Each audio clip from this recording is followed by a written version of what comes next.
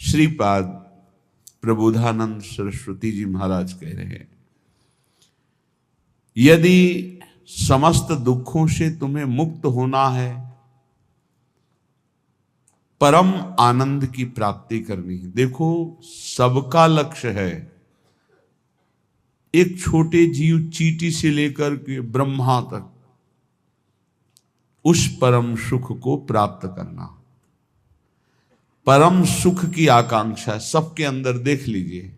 हम धन कमाते हैं तो सुख के लिए, परस्पर मित्रता करते हैं तो सुख के लिए, ब्याह करते हैं तो सुख के लिए, संतान करते हैं तो सुख के लिए, पद की चाह करते हैं तो सुख के लिए, जीना चाहते हैं तो सुख के लिए।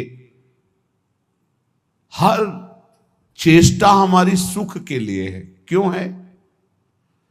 क्योंकि हम सुख सिंधु के अंश हैं। जो आनंद सिंधु सुख राशि, वो प्रभु कहते हैं ममई वांशो जीव लोके जीव भूता सनातन। सनातन अंश है तू मेरा, ममई वांशो। सुख सिंधु का अंश होने के कारण हमारे अंदर की मांग सुख है। पर जहां दुखालय भगवान ने पहले घोषित कर दिया इस संसार को, दुखालयम अशाश्वतम, यहां सब कुछ नष्ट होने वाला है। आज नहीं तो कल, कल नहीं तो परसों, चाहे जितने बीते बरस, पर नाश होगा पक्का। यहां कोई स्थायी चीज नहीं है। अशाश्वतम और दुखालयम, कुछ भी इकट्ठा कर लो, कुछ भी भोग लो, सुखानुभूति नहीं होगी। सुख कहते हैं जो स्व से प्राप्त होता है, दुख कहते हैं जो पर से प्राप्त होता है। पर से प्राप्त करने की सुख लालसा ही हमें दुख में फंसाती जा रही है। स्व स्वरूप है, पर सब कुछ है। स्वरूप के सिवा सब कुछ पर है। उमा कहो मैं अनुभव अपना, सत हरि भजन जगत सब सपना। ये स्वाप्निक सुख दुख ही है, जिसे हम सुख समझते हैं। ये सुख नहीं, ये सुख की छाया है, समझ पड़ती नहीं। ये गिरधर की माया है।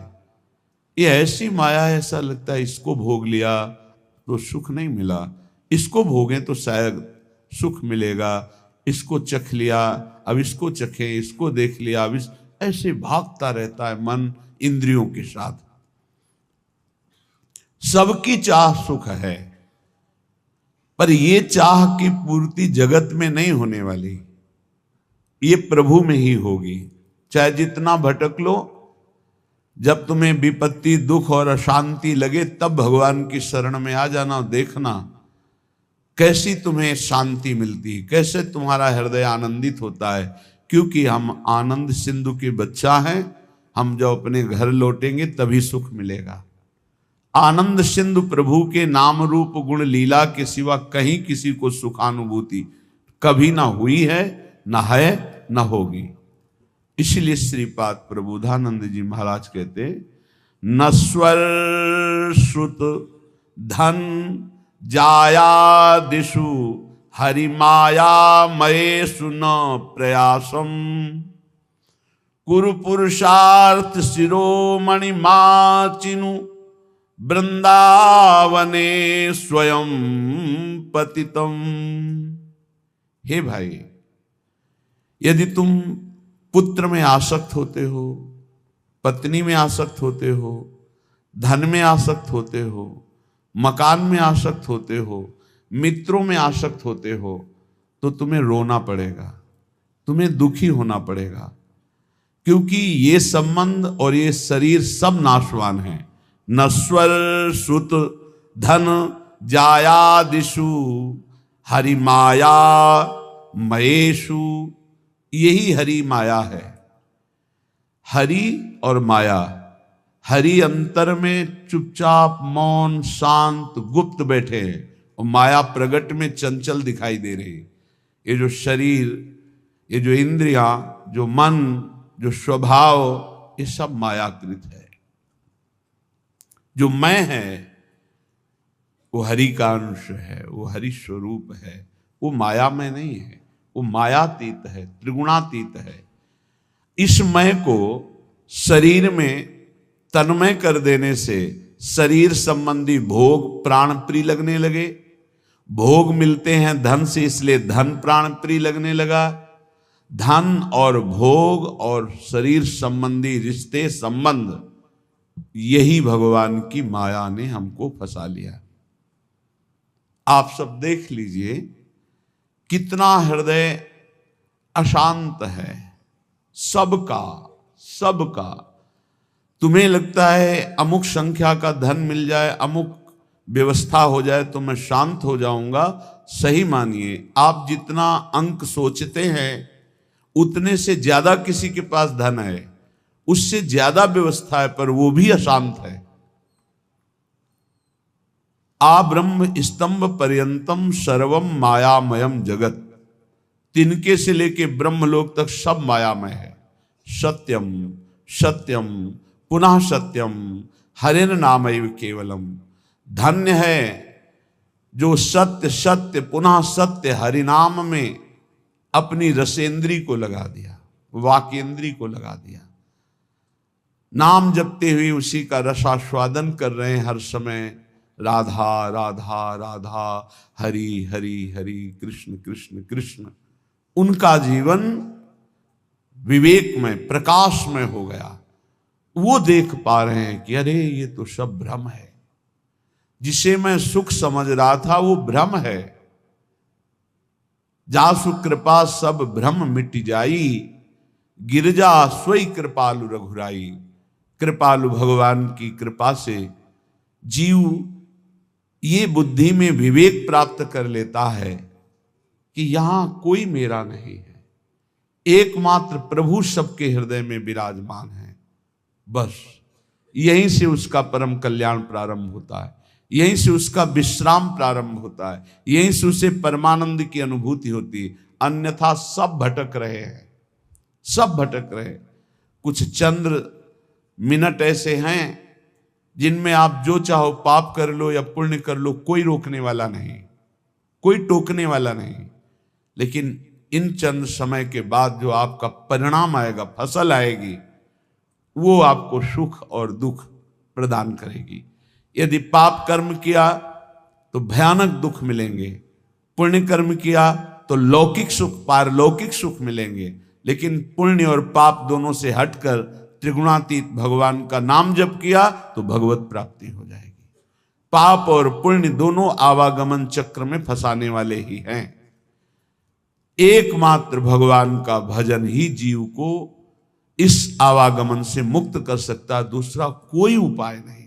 हरि भजन्ति नरा, जो हरि भजते हैं भवसागर तरंति, वही संसार समुद्र से पार होते हैं। इसलिए श्रीपाद कह रहे हैं नश्वर ये पुत्र पत्नी मकान धन नाना प्रकार के व्यवहार संबंध, ये नहीं कह रहे कि इनको छोड़ करके भागो, नहीं, इसमें शाश्वत प्रभु विराजमान, उनको देखो, सब में भगवत भावना करो, इनसे राग मत करो, इनसे अनुराग करो।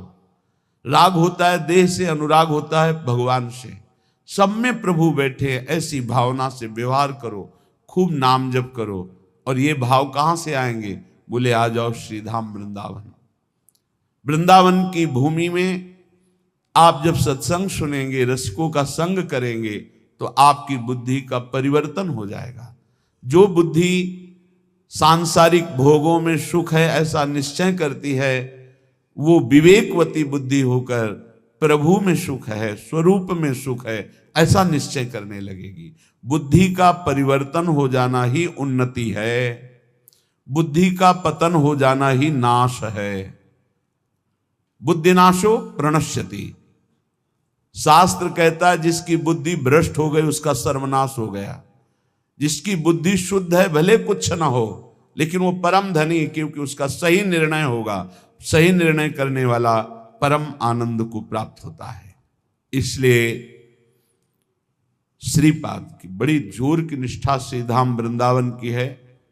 कहे वरमिहि वृंदारण्ये सुवराकी मदन मोहन द्वारी।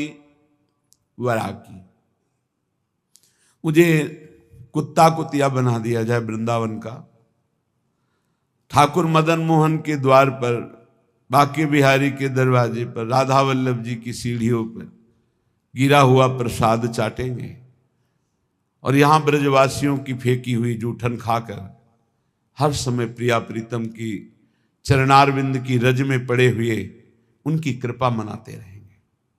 श्रीपाद प्रबोधानंद जी के पीछे कहा था, मुझे नाली का कीड़ा बना दीजिए, ये धाम है धाम।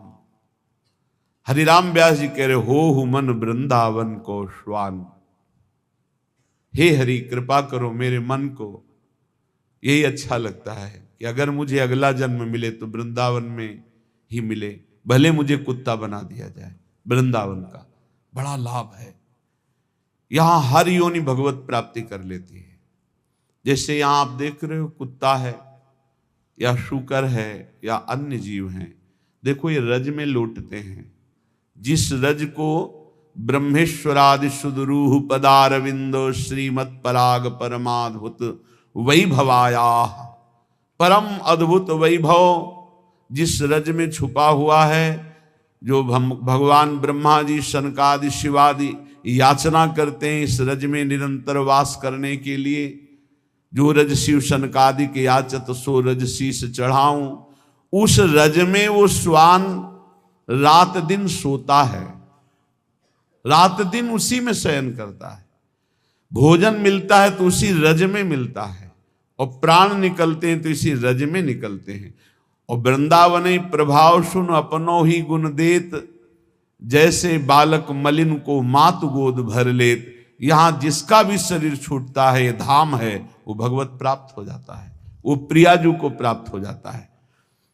भगवान शंकर जिनके नाम की महिमा से काशी में मोक्ष प्रदान करते हैं, वो हरि जिनका नाम जप करते हैं, ये उनका धाम है प्रियाजू का, वृंदावनेश्वरी का धाम है। ये राधा निकुंज वाटी वृंदावन है। इस रज में जो प्राण त्यागता है वो सीधे प्रियालाल के निज धाम दिव्य वृंदावन को प्राप्त होता है, चाहे पशु हो, पक्षी हो, मनुष्य हो, कोई हो। यहां साधन प्रभाव नहीं है, यहां धाम प्रभाव है। वृंदावन प्रभाव सुनो अपनो ही गुण देत, अपना गुण देता है वृंदावन, क्या परम पद प्रदान कर देता है। इसलिए कह रहे वरमि वृंदारण्य, इस वृंदावन में जो सब धामों का मूल है, सुवराकी मदन मोहन द्वारी, प्रिया प्रीतम के यहां दिव्य रूप विराजमान हैं। आज आप जब विट्ठल विपुल देव जी का पूजन होगा तो आप सुनेंगे बिहारी जो महाराज कौन है, साक्षात प्रिया प्रीतम। राधा वल्लभ लाल जी कौन, साक्षात प्रिया प्रीतम। राधा रमण जी साक्षात प्रिया प्रीतम। ये किसी मूर्तिकार की रचना नहीं है, ये स्वयं भू स्वयं प्रिया प्रीतम मिलित रूप, ये वृंदावन धाम है, धाम है। नेत्र पावन नहीं इसलिए तुम्हें मूर्ति नजर आ रही नहीं, तो राधा रमण जी, राधा वल्लभ जी, राधा बांके बिहारी जी साक्षात प्रिया प्रीतम विराजमान है। इनके दरवाजे में इनकी जूठन मिलती रहती है। हम तो धन्य मानते। एक बार किसी भक्त ने प्रश्न किया था, आप राधा नाम की इतनी महिमा करते हैं, ये वृंदावन के भिखारी लोग राधे राधे बोलते हैं, एक एक 10-10 रुपया मांगते हैं, तो क्या इस विषय में आपका क्या विचार है? क्या इनका सही चरित्र है? राधा राधा कह के, राधे राधे कह के रुपया मांगते हैं। हमें अपने भाव से देखना है। जिसका चश्मा हरा होता है उसे हरा दिखाई देता है, जिसका लाल होता है उसे लाल दिखाई देता है। हमारा चश्मा भाव का है। भावोत्सवेन भजताम रस काम धेनु। अखिल कोटि ब्रह्मांड नायक प्रभु श्री कृष्ण चंद्र जो कह रहे हैं, पूज्य भाई जी महाराज उस पद में लिखते हैं कि अगर मुझे कोई खरीदना चाहे तो निश्चित किया हुआ मूल्य है राधा नाम। राधा मुझे खरीद सकता है, ठीक है। उनके चरणों में लक्ष्मी जी सदैव चापती रहती है, हरि के चरणों को, और वो राधा कहकर 100 रुपया पूरे दिन में या 200 रुपया इकट्ठा किया और कहीं खोली लिए हुए, वृंदावन में छोटी कुटिया लिए हुए आटा दाल ला के खाता है, वृंदावन वास करता है, आप उसे भिखारी समझते हो? आप उसे नीच समझते हो? आप उसको, इस वृत्ति को नीच समझते हो? और जो करोड़ों का गफला करके एसी में सोते हैं और व्यभिचार करते हैं, मांस मदिरा पाते हैं, उनको बड़े आदमी समझते हो? अरे इनके चरणों की रज के समान कोई बड़ा आदमी नहीं है। इनसे बड़ा कौन होगा जो रात दिन बिहारी जी के दरवाजे पे बैठे हुए हैं, 100 200 500 मिले उसी में खोली का किराया देते हैं, उसी से वो दाल रोटी ला के खाते हैं, मजीरा बजा कर राधा राधा कीर्तन करते हैं और वहीं लुढ़क के सो जाते हैं। दिन में, रात्रि में उस कुटिया में पहुंचते हैं। आप क्या समझते हो? एक दिन एक संत भगवान को देखा, वो पद गाते रहते, पधार गए, 25 वर्ष पहले की बात होगी। रसखान जी के पद, बड़े बड़े रसिकों के पद गाते रहते थे, 100 200 500 उनको। इसके बाद राम जी आई में एक दिन भिक्षावृत्ति के लिए, वहां तो देखा वो बांट रहे थे एक एक वस्त्र, कुछ रुपए और भोजन सामग्री। तो उनको देखा कि अरे ये तो 10-10 रुपए वहां एकत्रित करते थे। नजदीक गए और कहा, बाबा ये आपकी तरफ से आपका कोई भगत? बोले ले, जो बिहारी जी दे देते हैं उससे हमारा काम चल जाता है, जो बच जाता है वो ऐसे संत से। क्या आप समझते हो? आप इन भिक्षुकों को क्या समझते हो, जिनके दर्शन करने के लिए पूरा जीवन हो जाता है, लोग एक बार भी नहीं आ पाते, रोज उनके दरवाजे में बैठ के उनकी जय बोलते हैं। आप इन भिक्षुकों को आप क्या समझते हो? वृंदावन के भिखारी किनके भिखारी हैं? बाके बिहारी के दरवाजे के, राधा वल्लभ लाल के दरवाजे के। आप विषयों के, भोगों के, पापाचरण के भिक्षुक हो। आप देख लो, हमारी बात कड़वी लगेगी, आप उनको भिखारी समझ रहे हो जो 100 रुपए में संतोष करके धाम वास कर रहे हैं। तुम अपने को देखो, करोड़ों ने भगवान ने दिया, फिर भी तेरे अंदर संतोष नहीं, फिर भी तू भगवान की दिन भर जय नहीं बोलता, फिर भी दिन भर भगवान का नाम कीर्तन नहीं करता। वो उनके धाम में रहते हैं, उनके नाम में रहते हैं। बाहरी दोष दर्शन करके अपने हृदय को मलिन करके धाम से चले जाते हैं बहिर्मुख लोग, यहां कुछ ले नहीं पाते। इसलिए यहां के भिक्षुकों की शरण हो जाओ तो बिहारी जो प्रसन्न हो जाएंगे। आप क्या समझते हो? ये जो बिहारी जो राधा वल्लभ जी इनके दरवाजों में, जो गलियों में यहां बैठे हैं, तुम साधारण नहीं समझना, साधारण मत समझ लेना। ये धामवासी हैं, महान योगियों को भी पवित्र करने की सामर्थ्य रखने वाले ये हैं। बाहरी तुम्हारे नेत्र हैं इसलिए तुम्हें दिखाई नहीं देता। श्रीपाद जैसे महापुरुष कह रहे, वर्मी वृंदारण्य सुवरा की मदन मोहन द्वारी। एक माई को देखते हैं, विदेशी माई है, 2500 कुत्तों को यहाँ के दूध, डबल रोटी, बिस्कुट, रोज उसके चरणों में प्रणाम करते हैं। जब दृष्टि पड़ती है, धन्य है माई, तेरा जन्म तो कहीं विदेश में हुआ, पर बिहारी जी की असीम कृपा है कि इन परम हंसों का तो सेवन कर रही। ये कौन है जानते हो? श्रीपाद जैसे महापुरुष कह रहे हैं, मुझे कुतिया कुत्ता बना दिया जाए, मदन मोहन के द्वारे पे पड़ा रहूंगा। उद्धव जैसे महापुरुष कह रहे हैं, यहाँ की गुलमलता औषधि बना दी जाए। हरिराम व्यास जी जैसे महापुरुष कहते हैं, यहाँ का स्वान बना दिया जाए। ये धाम है, यहाँ दोष दृष्टि मत करना किसी पर। अरे ये तो बिल्कुल मत करना, ये लाडली लाल के लाडले हैं, इनकी बाहरी बात अलग है, आंतरिक बात को आप नहीं जानते। बिहारी जी में पौशाले में एक माई पानी पिलाती है। ये पहले की, अब तो ऐसी दिनचर्या श्री जी ने दे दी है कि कहीं भी नहीं जाना हो पाता। एक दिन फूल बंगला बना, वो 22 संतों को 1-1 2-2 रुपया और 1-1 सेव ऐसे बांट रही थी। बहुत ही उत्साह में भरी थी, जैसे उसके बेटे का ब्याह हो रहा हो। पूछा, माई ये आज तू पौशाला से हटकर, पानी पिलाने से हटकर ये क्यों बांट रही है? क्या कोई उत्सव है? हाँ, आज हमारे बिहारी जी को फूल बंगला बना है। जो पानी बेचने से पैसे मिलते थे पिलाने से, उनमें से आज फूल बंगला। ओ फूली गो, आप क्या समझते हो? पानी पिला रही, 1-1 रुपया एकत्रित कर रही, बाद में फूल बंगला बना रही। आप इनको ऐसे मत देखिए कि भिक्षुक हैं, अरे ये तो मांगने वाले हैं। नहीं नहीं नहीं, ये बिहारी जी के कृपा पात्र हैं। जहाँ बड़े बड़े आचार्य कोटि के महापुरुष मांग कर रहे, हे हरि हम कब हुई हैं ब्रजवासी, वो उनके दरवाजे पर पड़े रहते हैं। अहो भाग्य, अहो भाग्य जिनको ऐसा सौभाग्य मिला कि गलियों में बैठकर राधा राधा करके पूरा दिन व्यतीत करते, जो मिला उससे उदर पोषण और भरोसा केवल बिहारी बिहारिंजू का, और धाम वास कर रहे हैं। यहाँ के पशु पक्षी सब महामंगल मोद में, ये सब भगवत प्राप्त होंगे, ये सब भगवत प्राप्त। आप नहीं समझते धाम की महिमा को। जब महापुरुषों की कृपा से, चरण रज के प्रताप से महिमा प्रकाशित होती, तब ये लगता है अहो भाग्य इनके। उसी ठसक में आपको कहते हैं पास बन चुका है, सबको श्री जी के पास जाना है, उसी ठसक में बोलते हैं। हम कोई तुम्हें विनोद में या मजाक में ढांढस नहीं बंधवा रहे, हम सत्य वस्तु को वर्णन कर रहे हैं। श्रीपाद कह रहे अपिशरमापि रमा प्रिय सख्यपि नान्यत्र नो रमापि श्यामो। वृंदावन की कुतिया कुत्ता बना दो प्रियाजू, पर बाहर लक्ष्मी की प्रिय सखी बनाकर मुझे मत भेजना। अर्थात महावैभव संपन्न कोई रानी महारानी ऐसे मुझे वृंदावन की कुतिया बना दो, वृंदावन का कुत्ता स्वान बना दो। क्यों? क्योंकि कभी गलबहियां दिए हुए प्रिया प्रीतम निकलेंगे, हम पर दृष्टि पड़ जाएगी। ये हमारे दरवाजे का है, बस ये बात देख लेंगे तो हमें वो वस्तु मिलेगी जो बड़ी बड़ी साधना से नहीं मिलती। और देख लिया है, अगर देखा ना होता तो यहां रह ही नहीं पाते, यहां आ ही नहीं पाते, यहां जन्म ही नहीं हो पाता। उत्तीर्य विष्णु मायामपि, अरे वृंदावन में बैठे हो आप, ओहो। कभी कभी एकांत में जैसे से चिंतन, वृंदावन धाम में आह्लाद ही आह्लाद से हृदय भर जाता। कितनी अपार कृपा।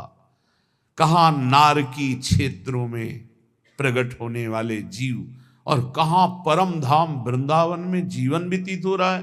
ओहो कैसी अपार कृपा। नारकी इसलिए बोला जहां ना राम कृष्ण हरि की कोई शुद्ध ही नहीं, केवल रुपया, केवल भोग सामग्री, केवल लड़का बच्चा परिवार, हमें भगवत प्राप्ति करनी, भजन करना है, मानव जीवन का क्या लक्ष्य, कोई शुद्ध ही नहीं है।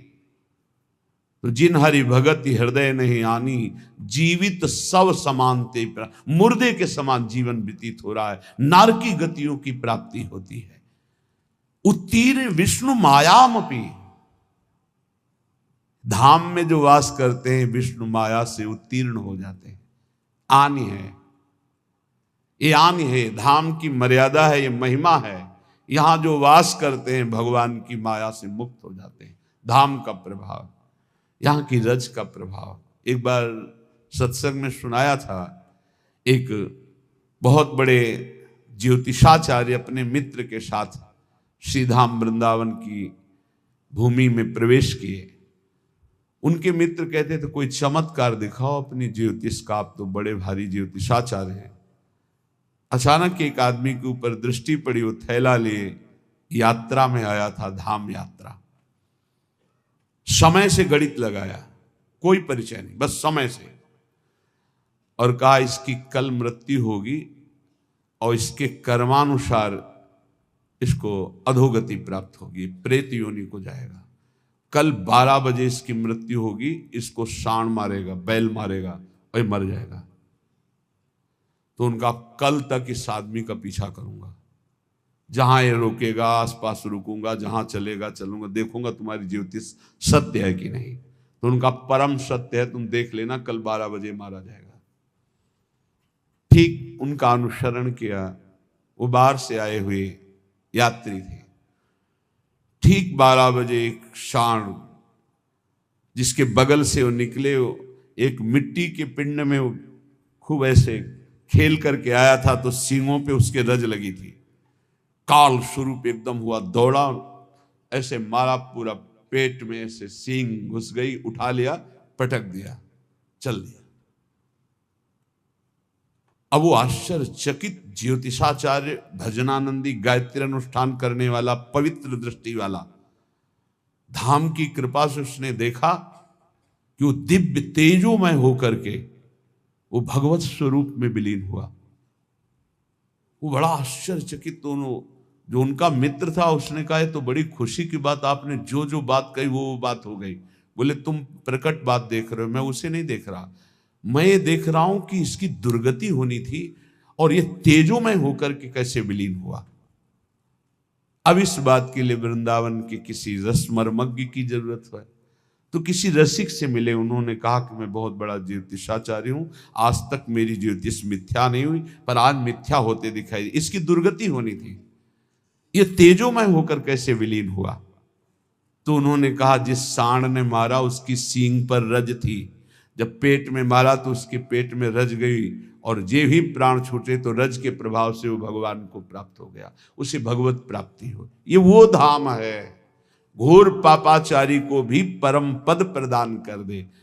उत्तीर्ण विष्णु मायामपि, भगवान की माया से मुक्त होने के लिए सहज करुणा बरस रही। अगर भगवान ने माया का खेल रखा है तो उससे मुक्त होने के स्थान भी बना दिए। मोक्ष चाहिए तो जाओ काशी में, मरने के लिए टिक जाओ कि मृत्यु पर्यंत आमरण काशी वास करूंगा, पक्का मोक्ष हो जाएगा, इसमें कोई संशय नहीं। भगवान मच्छर को भी मोक्ष पद प्रदान करते हैं, भगवान शिव वहां मच्छर को भी। एक बार एक सिद्ध महापुरुष के पास कुछ लोग चल रहे थे काशी में, तो गटर में देखा कीड़े बिल, तो कहा गुरुदेव क्या इनको भी मोक्ष प्राप्त होता है? ये भी तो काशी में है, मान लो अपने लोग वेदांत पढ़ रहे हैं, साधना कर रहे हैं, मोक्ष प्राप्त हो जाए वो तो, लेकिन क्या इनको भी प्राप्त होता है? कहते काशी में सबको प्राप्त होता है। तो उन्होंने स्पर्श किया और कहा आप देख, तो देखा जितना कीड़ा मर रहा था सबको भगवान शिव उपदेश कर रहे हैं, सबको नाम का उपदेश करके मोक्ष पद पर सब दिव्य रूप से अपने स्वरूप में स्थित होते जा रहे हैं। ऐसे इस धाम की महिमा दिखाई गई। जो जीव शरीर छोड़ता है तो ये दिव्य सखियां के राधा नाम सुनाती हैं और वो प्रियालाल को प्राप्त हो जाता है। ये धाम की महिमा। उत्तीर्ण विष्णु मायामपि, जो धाम का आश्रय ले लेता है वो माया मुक्त। धाम का वास करना अखंड और धाम का आश्रय ले लेना दोनों समान हैं। जो वास नहीं कर सकते वो आश्रय ले ले। प्रियाजू के चरणों की शरणागति, धाम का आश्रय, राधा नाम का जप, अच्छे आचरण, बाहर रहकर भी आपको धाम की ही प्राप्ति होगी। जो धामवासी की गति होती है, आश्रय आपने धाम का लिया। वनितायाम अविश्वसन प्राज्ञः, अब एक सावधानी कहते हैं, ये काम वेदना हमें भगवान की मार्ग से भ्रष्ट कर देती है, गिरा देती है। तो जो परस्पर शरीर भोगाकर्षण है उसे हम केवल वनिता शब्द से ही नहीं जोड़ते हैं, उसे हम अर्थभाव में लेते हैं। परस्पर जो काम भोग की आकर्षण वृत्ति है, इस आकर्षण वृत्ति पर संयम किया जाए, चाहे जहां हो चाहे जो भी हो। अगर इस पर संयम नहीं करोगे तो ये तुम्हारा सर्वनाश कर देगा और कभी तृप्ति होने वाली है नहीं। तद भय चकितः सततम निवसति वृंदावनेति निर्विण्णः, भयभीत हो जाओ। एक काम वृत्ति सुख प्रदान करने वाली नहीं, तुम्हारा नाश करने वाली है। जो शरीरधारी व्यर्थ में वीर शक्ति का नाश करते हैं वो खोखले हो जाते हैं। दिमाग काम नहीं करता, शरीर काम नहीं करता, सोच मंद पड़ जाती है, जठराग्नि मंद पड़ जाती है, उत्साह मंद पड़ जाता, बहुत तरह की हानि है। मत मानो किसी की भी बात जो वीर नाश के लिए सपोर्ट करते हैं, वो मलिन बुद्धि है। कोई ब्रह्म ऋषि बोल रहा हो हमें बताना, कोई शास्त्रज्ञ बोल रहा हो हमें बताना, जिसको शास्त्रों का प्रमाण हो और प्रमाणित करके हमें बोले। डॉक्टर पार्थिव शरीर के केवल ज्ञाता हैं, तो चीर फाड़ करना, रोगों की निवृत्ति करना, इस बात पे बोलो, हम आपको भगवान की तरह प्रणाम करके मानते हैं। लेकिन आप शास्त्र आज्ञा का उल्लंघन करके मनमानी बोलोगे तो तुम्हारी बात मानने वाली नहीं। शरीर संबंधी रोग निवृत्ति के लिए ऑपरेशन करना, हड्डियों को जोड़ना, रोगों की जानकारी करके उसे निरोग करना। हम प्रणाम करते हैं आपको, आप भगवान के स्वरूप हो, आप भगवान के अंश हो, आप जीवों की दुख निवृत्ति के उपाय बताते हो, धन्यवाद। लेकिन आप गर्भपात के लिए सपोर्ट करते हैं, आप भ्रूण हत्या, गर्भ हत्या कराते हैं कि ये बच्चा ठीक नहीं है, आप ब्रह्मचर्य नाश का सपोर्ट करते हैं। ये आपके लिए बहुत गलत है, क्योंकि आप जगत मंगल के लिए डॉक्टरी सीखे हैं, जगत अमंगल के लिए नहीं। ये अमंगल करने वाली चेष्टाओं को आप थोड़ा संयम में रखें अपनी बुद्धि को। आप तस्मात् शास्त्रम, शास्त्रों का स्वाध्याय कीजिए। वेदो नित्य मधीयताम संगा सत्सु विधीयताम, वेदों का नित्य स्वाध्याय करो, महापुरुषों का संग करो, फिर देखो तुम्हारी वाणी पवित्र हो जाएगी, फिर तुम वही बोलोगे जिससे जगत मंगल होगा। ये जो ब्रह्मचर्य नाश करते हैं व्यर्थ में, बहुत पछताना पड़ेगा, जीवन मृत्यु तुल्य हो जाता है। इतनी आसक्ति प्रबल हो जाती है कि बड़े बड़े ज्ञानियों को भी माथे पे हाथ रख के सोचना पड़ता है, मैंने आसक्ति क्यों की। ये माया का ऐसा प्रचंड स्वरूप है। ज्ञानी नाम अपि चेतांसी देवी भगवती ही सा बलादा कृष्ण मोहाय महामाया प्रचति। हंसते हंसते खेल खेल में ऐसी आसक्ति हो जाती है कि प्राण त्यागना सहज लगता है, लेकिन काम भोग का त्यागना कठिन हो जाता है। आप विचार करके देख लीजिएगा, आज उसी आसक्ति ने आपको भगवान से विमुख करके बहुत दूर रखा है, और ऐसा लग रहा है कि भजन, ये अध्यात्म मेरे से नहीं होने वाला। आप भगवान के अंश होकर भी भगवान की प्राप्ति के लिए उत्साह खो दिए, नहीं हो पाएगा मेरे से। तद भय चकिता सततम, भयभीत हो जाओ इस काम भाव से, आश्चर्यचकित हो जाओ कि तुझ ज्ञान स्वरूप को कैसे फंसा लिया इस भगवान की काम भोग जनित मायावृत्ति ने। तो तू निरंतर राधा नाम जप कर और सत्संग सुन। मन तो चंचल सवन को सबका मन सबसे अधिक चंचल है। ताको कौन उपाय, उसको वश में करने का उपाय क्या है? बोले साधन को हरि भजन है, कै सत्संग सहाय। साधना तो है नाम जप, और सहायता होगी सत्संग से। खूब सत्संग सुनो, नाम जप करो, देखो आप ठीक कर लोगे। ये परस्पर शरीराकर्षण, शरीर भोग की वृत्ति, यही हमें सच्चिदानंद सुख से वंचित किए है। इसी से उत्तीर्ण होने के लिए हमें भगवान ने सत्संग दिया है, हमें भगवान ने शास्त्र दिए हैं। इनके अनुकूल चलो, तुम्हारा परम मंगल होगा।